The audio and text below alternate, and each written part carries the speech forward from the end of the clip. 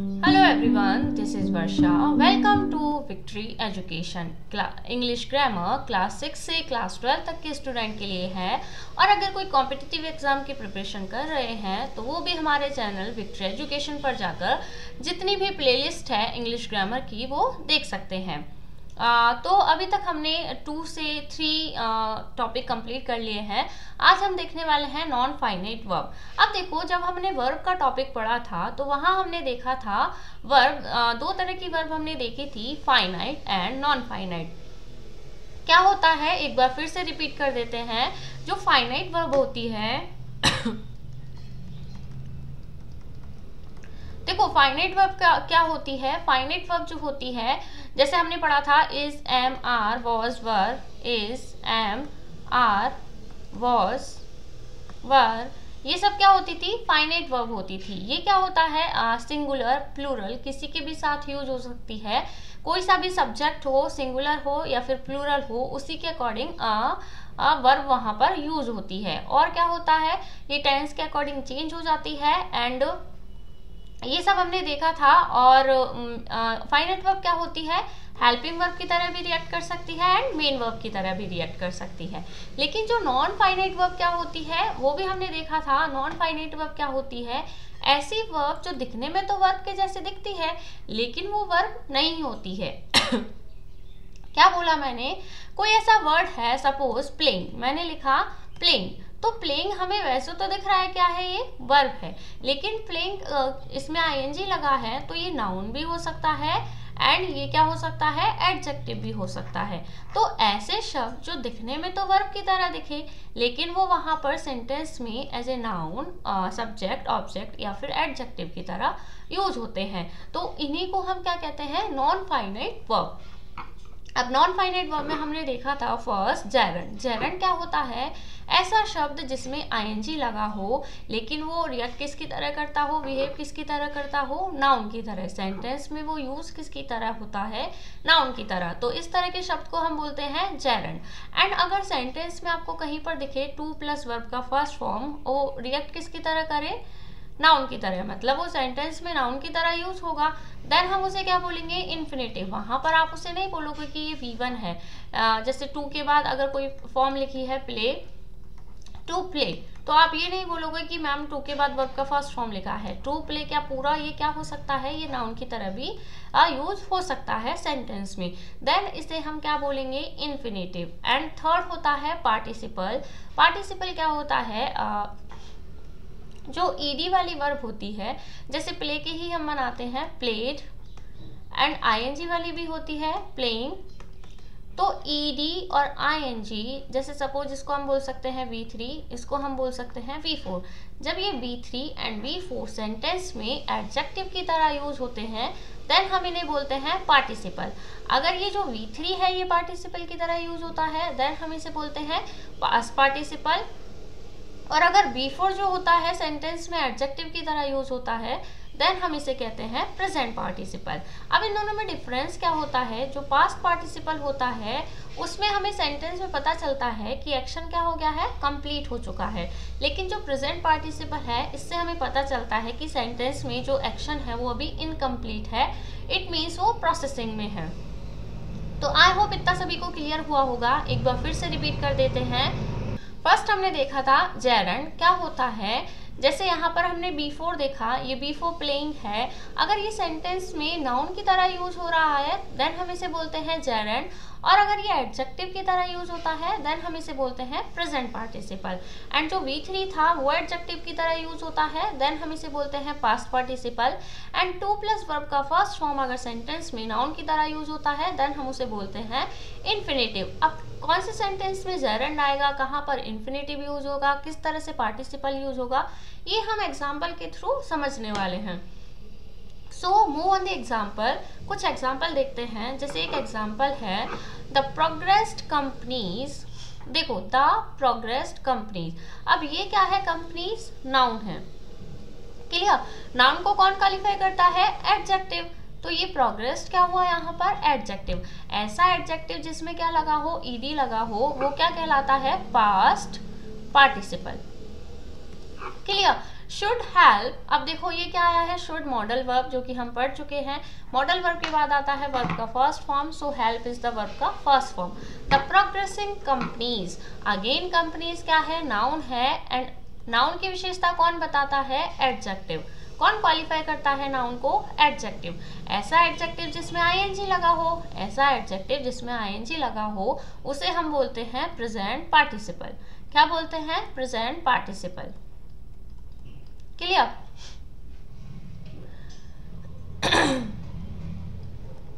The progressed company should help the progressing company. हमने देखा यहाँ पर ईडी था तो ये कैसा एडजेक्टिव हुआ, पास्ट पार्टिसिपल, एंड ऐसा एडजेक्टिव जिसमें आईएनजी लगा हो वो क्या होता है, प्रेजेंट पार्टिसिपल। एंड शुड तो मॉडल वर्ब था ही, एंड हेल्प क्या था हमारा, वर्ब का फर्स्ट फॉर्म। अब देखो यही यहाँ पर लिखा हुआ है, द प्रोग्रेस्ड क्या है, V3 है, एंड V3 एडजेक्टिव की तरह बिहेव कर रहा है, देन ये क्या होगा हमारा past participle.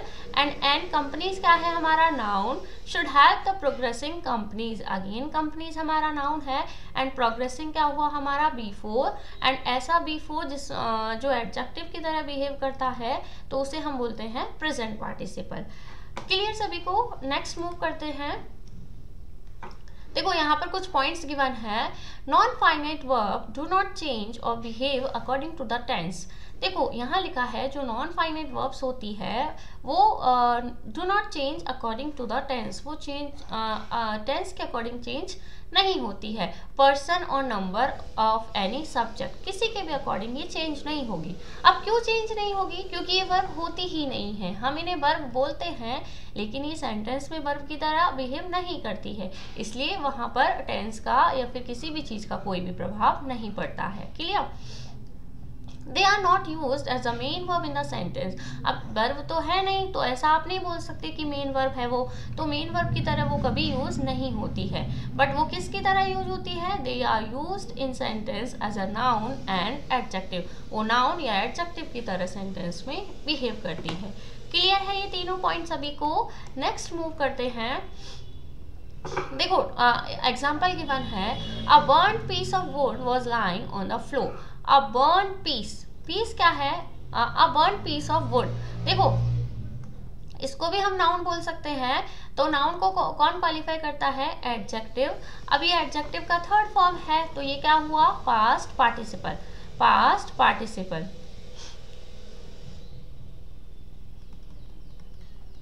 Clear? Of wood was lying on the floor. अब सेकंड देखते हैं, a burning piece of wood. अब देखो यहाँ पर बर्न्ड है, यहाँ पर है बर्निंग, तो ये B4 है। B4 किसकी तरह बिहेव कर रहा है, एडजेक्टिव की तरह, देन हम इसे बोलेंगे present participle. Clear? And piece तो क्या है हमारा, नाउन।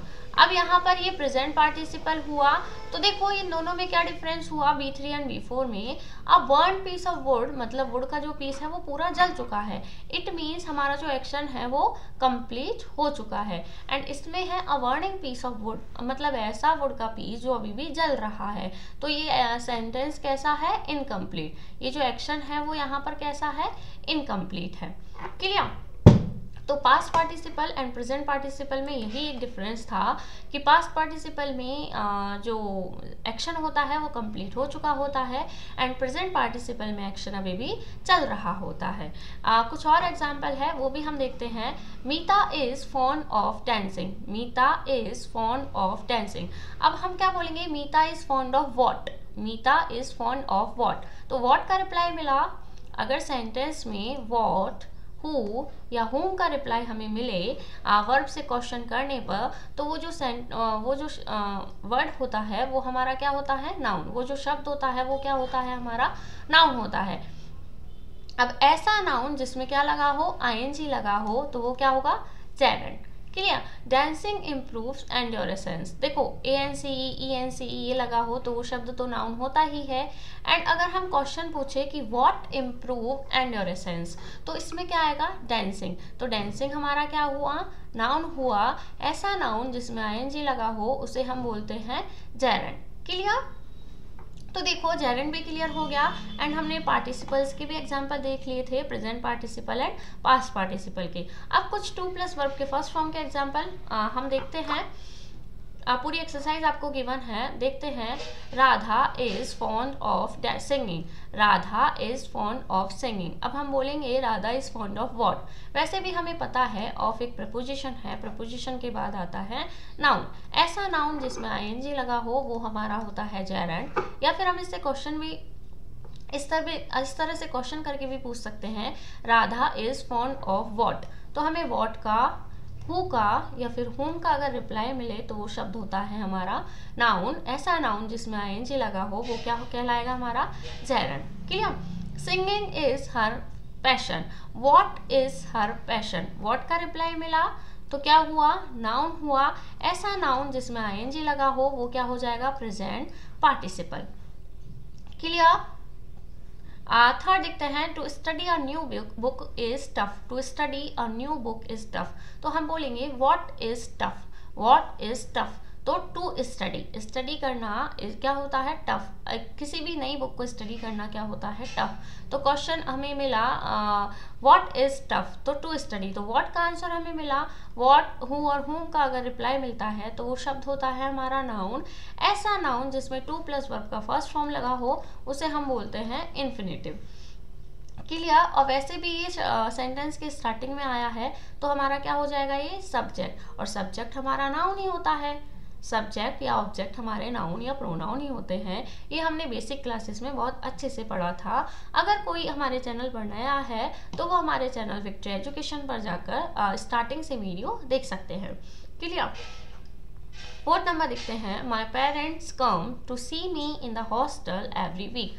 माई पेरेंट्स कम, तो क्या बोलेंगे हम, what is the purpose to come, कि पर्पस क्या है आने का। तो किस पर्पस से आते हैं वो, to see, to see, what is the purpose. तो हमें व्हाट का रिप्लाई मिला एंड जो टू प्लस सी है वो क्या हो जाएगा हमारा नाउन। ऐसा नाउन जिसमें टू प्लस वर्ब का फर्स्ट फॉर्म हो वो होता है इन्फिनेटिव। क्लियर है। एंड माई पेरेंट्स को क्या हुआ, सब्जेक्ट, ये भी नाउन है। तो आई होप ये चारों ही एग्जाम्पल जो मैंने आपको बताए हैं इसमें हमने देखा है जेरेंड एंड इन्फिनेटिव। एंड जो पार्टिसिपल है वो हम ऑलरेडी देख चुके थे विद एग्जाम्पल। तो आज की वीडियो में हमने पढ़ा था जेरेंड, इन्फिनेटिव एंड पार्टिसिपल को किस तरह से सेंटेंस में पहचाना जाता है। एंड आगे भी हम देखने वाले हैं कि कहाँ पर जेरेंड, कहाँ पर टू प्लस वर्ब का फर्स्ट फॉर्म एंड पार्टिसिपल का यूज़ किस तरह से होता है वो हम नेक्स्ट वीडियो में देखने वाले हैं। अगर वीडियो पसंद आया हो तो वीडियो को लाइक एंड चैनल को सब्सक्राइब करना ना भूले। Till then, thank you, bye bye.